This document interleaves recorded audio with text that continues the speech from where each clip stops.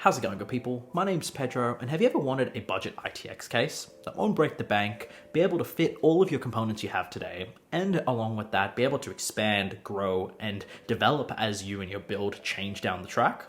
Well, today we're looking at a case that I think can do all of that and then some. Specifically, this is the NR200 from Cooler Master, a budget, small form factor ITX case that I am ecstatic to talk about. Now, before we jump into it, if I could take 2 seconds of your time to quickly hit that like button, maybe get subscribed to see some of the other builds and other PC cases we're going to be having a look at.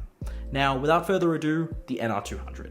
This is a beast of an ITX case. It is small enough that it'll fit in your boot, coming in at under 20 liters, while at the same time being able to cram a lot of hardware in. If you're in the mood for water cooling, this case has compatibility for up to a 280mm radiator, along with a second 140mm radiator, and then to top it off, a 92mm radiator on the back of the case. All of that is great, but let's say you're looking for more of an air-cooled system. The NR200 also has you covered with compatibility for CPU coolers up to 155mm. Now, this is fantastic and falls in a really sweet spot, as many of the Noctua coolers are able to fit in this case with no real problem whatsoever. Now, if you're thinking more when it comes to GPU clearance, the NR200 has 3-slot GPU clearance along with cards that can fit over 300mm. Now, basically this means that any sort of beast of a RTX card, whether it would be a slim 3070 or a chunky RTX 3090, will be able to fit into this. And a bit of a spoiler for a little later on, I've managed to get an RTX 3090 in this case, but I'll touch on that in a second. A couple of other small features that I really like about this case is the fact that all the side panels are all toolless, so they pop off with relative ease, but are still held on very firm and very rigidly.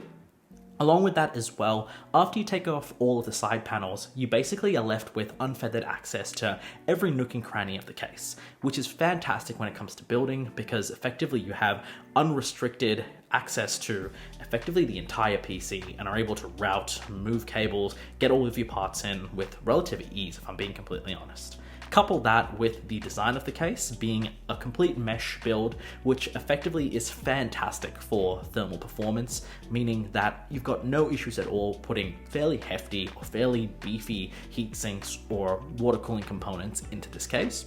And then finally, touching on the design, I am a massive fan of the build quality of this case. It is rigid, at the same time looking very simple and very elegant. There is a small racing stripe that's off-centered from the case, which essentially leaves it looking very slick, while at the same time not looking like a cheese grater.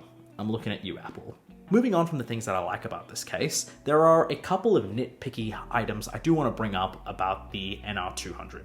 To start off with, there really is no easy way to hide or route cables behind any other components with this case, mostly because effectively there's a lot of open room, but at the same time, the moment you start putting in a power supply, start putting in a thick graphics card, all of those cables start to become very visible, and really you start running out of places to hide all those cables away. A small consideration, but definitely something that could be improved with a second iteration in this case.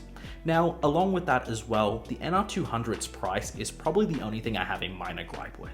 Coming in at 110 Australian dollars, this case is just a little over that $100 sort of that perfect budget spot, which I think they missed the mark on. And really, if they could help get that price down into the $90 to $99 price range, effectively Cooler Master has the best budget ITX case, in my opinion. All right, onto the fun part of this, putting a build into this case.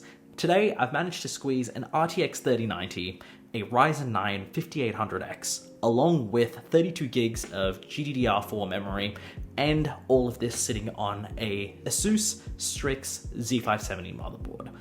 All of this is a lot of high-end hardware that effectively takes up a fair bit of space, but all of it manages to fit really nicely, really comfortably in the NR200 without it really breaking a sweat at all.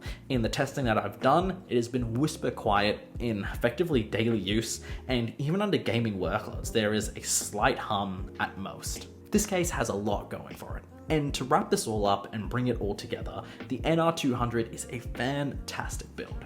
you could pick up this case for about $100 on sale or $110 at full price, which even at this price point, I am struggling to not recommend this to people. The fundamental issue that I have with this case is that no one's using it enough. This is effectively a cheaper end case, in my opinion, a better end case, and honestly, things like the Dan case or even the Ghost S1 pale in comparison to what you're getting in terms of price, to overall compatibility, and effectively availability.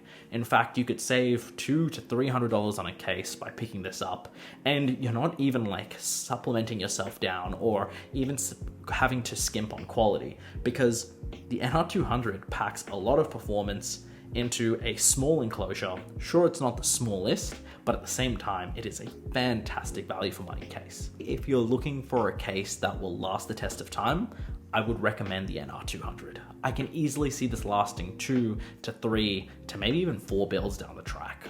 This case is good enough to expand with you, and as your needs change from air cooling to water cooling to fitting more radiators in to maybe taking them out if that's what you want, to changing out the graphics card, to putting a better CPU in, the NR200 has the ability to effectively fit all of this in and then some, and honestly, you'll be doing yourself a disservice if you don't end up looking at this case.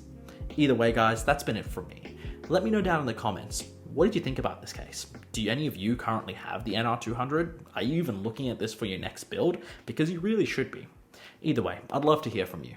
My name's been Pedro, and I hope you all have a good one.